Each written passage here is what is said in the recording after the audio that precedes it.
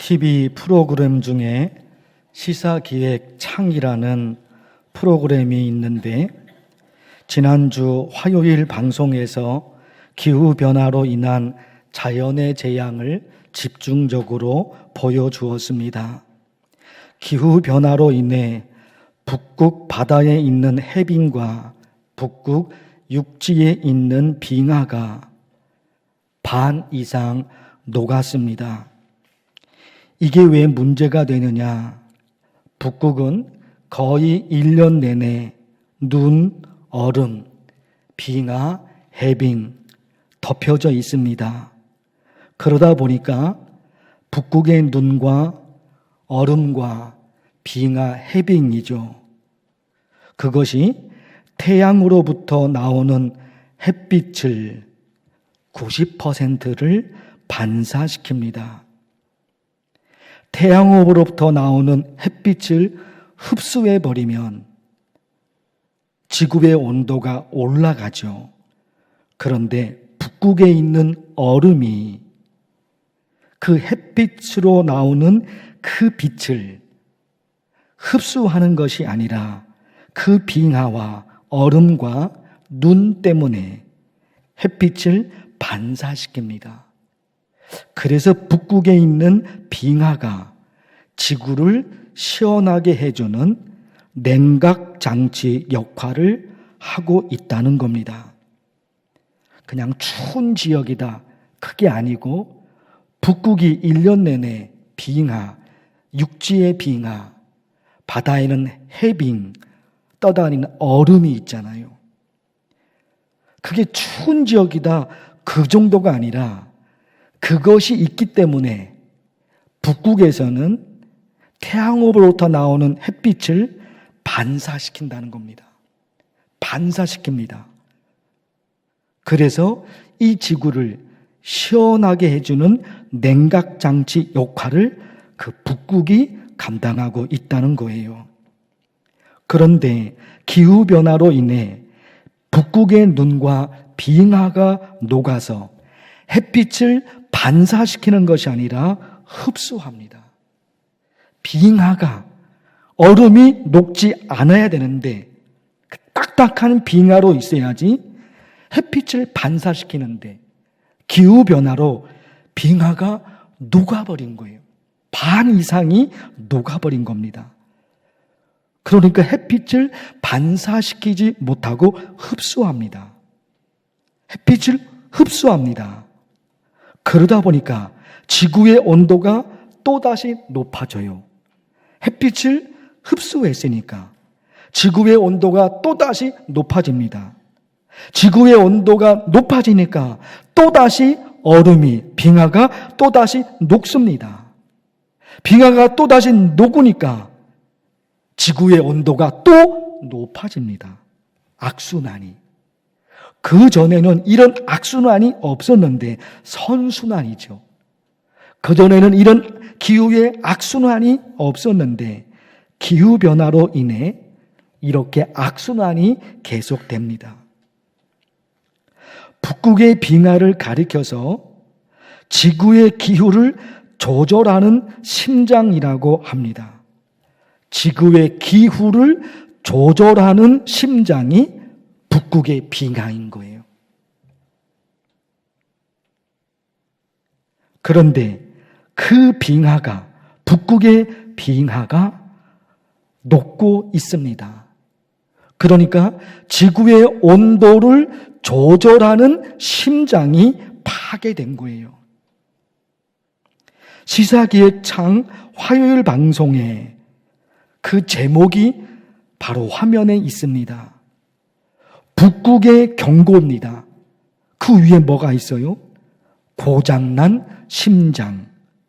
북극의 빙하가 지구의 온도를 조절하는 냉각장치 역할을 그 북극이 했는데 기후변화로 인해 그게 심장인데 전 지구의 기후를 조절하는 심장이 그 북극인데 그 북극의 빙하가 녹습니다. 파괴돼 버린 거예요. 심장이 파괴된 거예요. 사람의 심장이 파괴됐습니다. 끝나는 거죠. 북극이 지구 온도를 조절하는 심장이었던 겁니다. 근데 그게 파괴됩니다. 무엇보다도 북극의 빙하가 녹아서 바다의 높이가 높아지죠. 바다의 높이가 높아집니다. 바다의 높이가 해마다 2mm, 1년 해마다 2mm, 아무것도 아니죠 사실. 2mm 그러니까. 근데 이것이 점점 높아지는 거예요.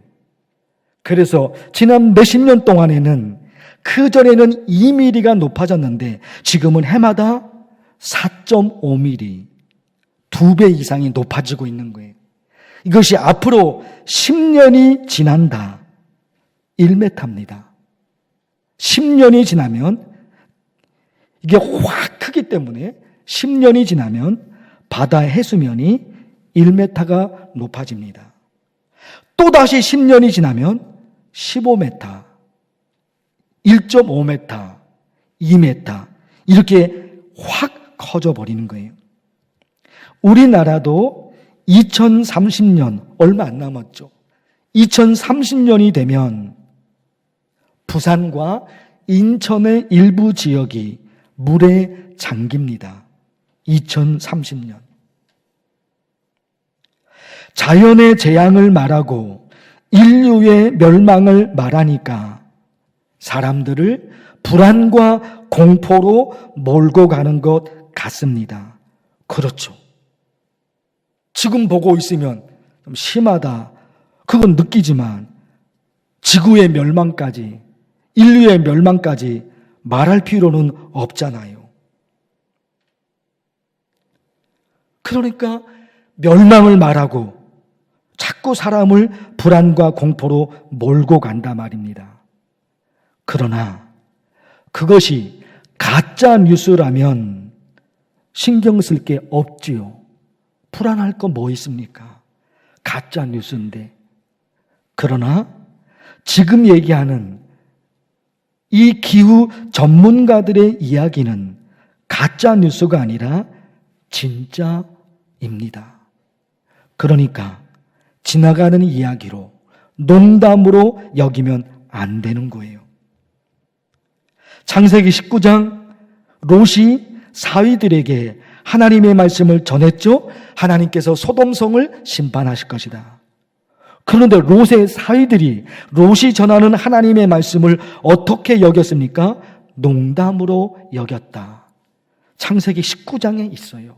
롯의 사위들이 하나님의 말씀을 농담으로 여겼다. 나중에 어떻게 돼요? 소돔성에 유황불이 떨어집니다. 그러니까 가짜 뉴스는 신경 쓸 게 없어요. 아무것도 아닌 거예요. 그런데 그 가짜 뉴스와 진짜 뉴스를 구별하지 못해서 엉뚱한 반응을 보이면 가짜 뉴스를 진짜 뉴스로 받아들이고 진짜 뉴스를 가짜 뉴스로 받아들이고 엉뚱해 버린 거죠. 스스로 멸망에 이르죠. 그러니 지금 전문가들이 하고 있는 이 이야기를 절대로 가짜 뉴스로, 농담으로 여기면 안 되는 거죠. 그들의 이야기를 진지하게 들어야 됩니다. 그래서 지난 주일에 66주 동안 창세기에서 요한계시록에 이르기까지 한 주에 하나씩 하나님의 말씀을 전할 것이라고 말씀을 드렸습니다. 왜요? 우리가 어떻게 살아야지 하나님의 은혜와 하나님의 축복을 받을 수 있을지 하나님이 그것을 성경에 기록해 두셨어요. 우리가 어떻게 살아야지 하나님의 은혜와 축복과 하나님의 도우심을 받을 수 있는지 하나님이 성경에 기록해 두신 거예요. 우리가 살 수 있는 길을 그 성경에 기록해 두셨습니다. 그래서 그것을 하나씩 찾자는 겁니다. 지난 주일에 창세기를 보셨고 오늘은 출애굽기입니다. 창세기 끝부분에서 야곱의 아들 요셉이 애굽의 총리가 되어서 야곱의 가족들 70명이 애굽에 와서 삽니다. 오늘 말씀은 그 상황이 수백 년, 오랜 세월이 지난 상황입니다. 요셉이 애굽의 총리로 있었을 때는 애굽 왕이 이스라엘 백성들을 잘 대우해 주었습니다. 유대인 요셉이 애굽의 총리로 있으니까 애굽 왕이 유대인들을 잘 대우해 준 거예요. 그런데 오랜 세월이 지나서 상황이 바뀝니다. 오늘 8절 말씀에 요셉을 알지 못하는 새 왕이 일어나 애굽을 다스리더니 8절입니다. 요셉을 알지 못하는 사람이 왕이 된 거예요. 요셉이 총리로 있고, 그리고 요셉이 죽고 나서 그 몇십 년 동안은 요셉을 안다 말입니다. 요셉이 죽었어도. 그런데 오늘 말씀의 상황에서는 요셉을 몰라요.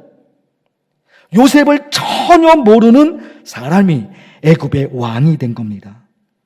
그 애굽의 왕은, 요셉을 모르는 애굽의 왕은 어떻게 했느냐? 이스라엘 백성들, 유대인들을 애굽 땅에서 없애버리겠다는 거예요. 왜? 애굽 왕이 가만히 보니까 이스라엘 백성들이 인구가 점점 늘어나고 자기들보다도 유대인들이 더 강해지는 겁니다.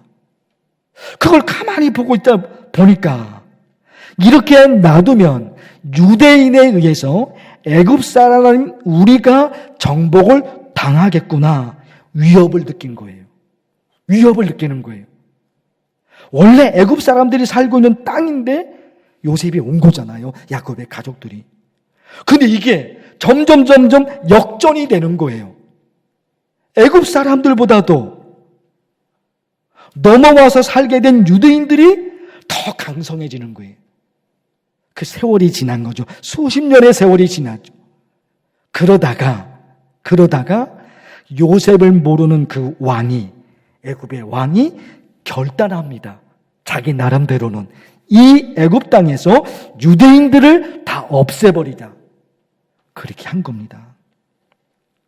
그런데요, 어떻게 된 일인지 애굽 왕이 유대인들을 학대하면 학대할수록 유대인들은 더 강해지는 거예요.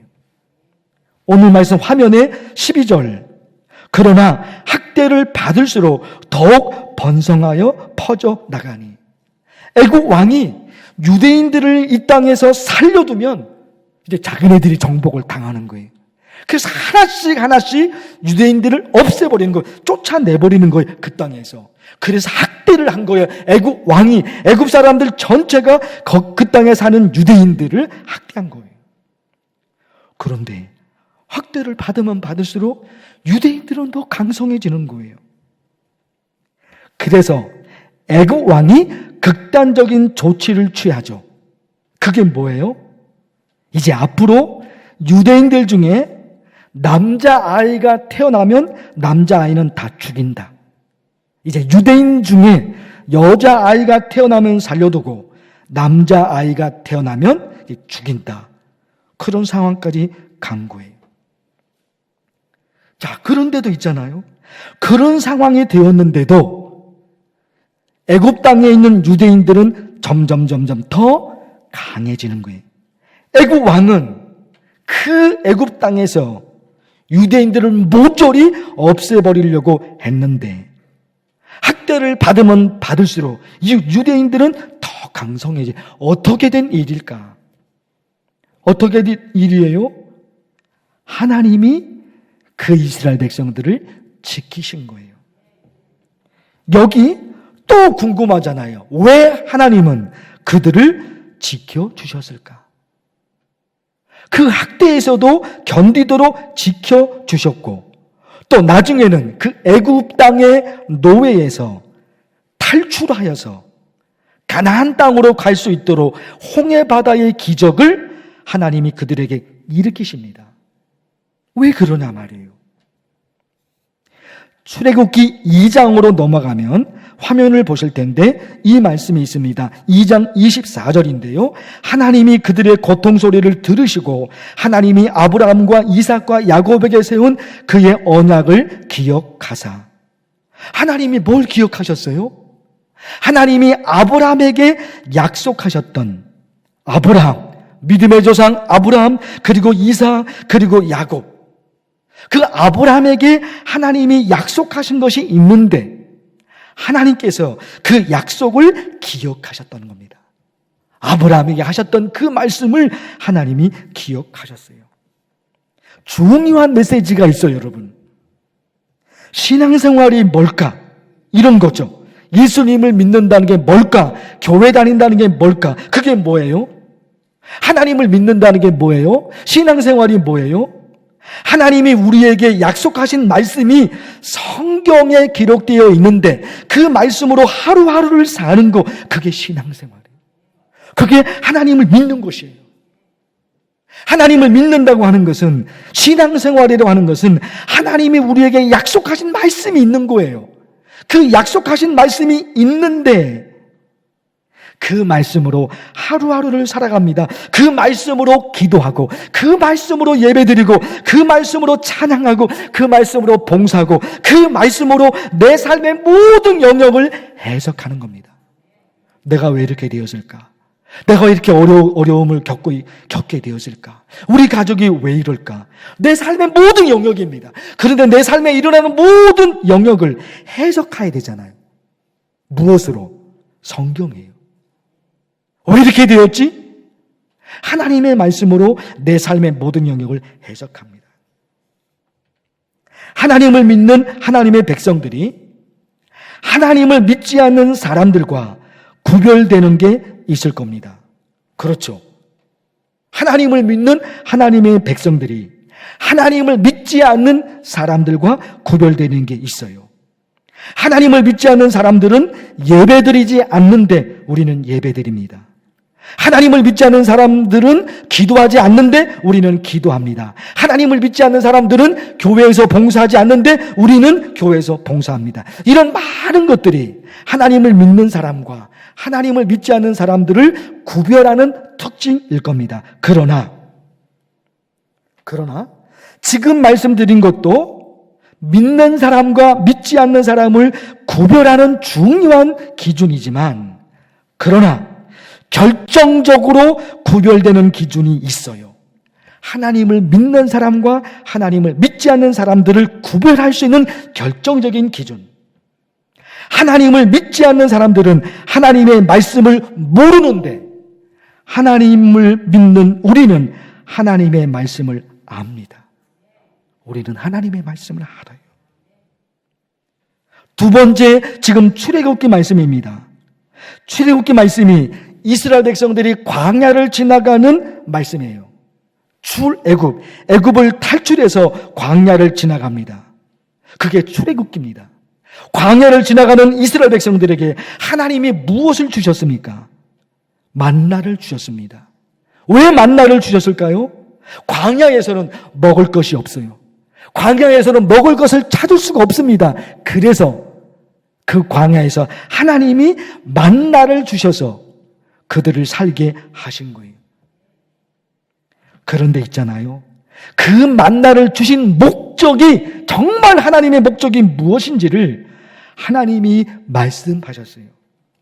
들어보세요. 사람이 떡으로만 사는 것이 아니요 여호와의 입에서 나오는 모든 말씀으로 사는 줄을 내가 알게 하려 하심이니라. 만나를 주신 목적이 뭐예요? 첫째는 광야에서는 먹을 것을 구할 수 없어요.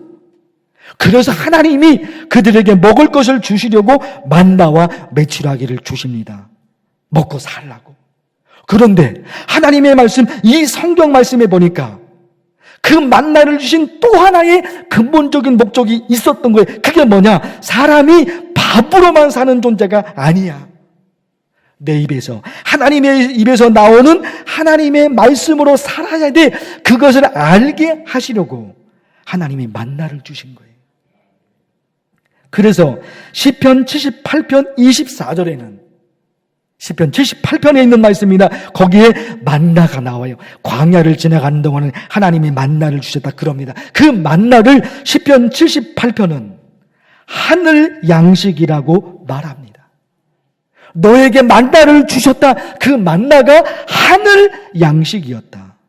시편 78편의 말씀이에요. 중요한 거잖아요. 땅에서 얻어지는 땅의 양식만 있는 것이 아니라 하늘에서 내려오는, 하늘에서 얻어지는 하늘 양식이 있다는 거예요.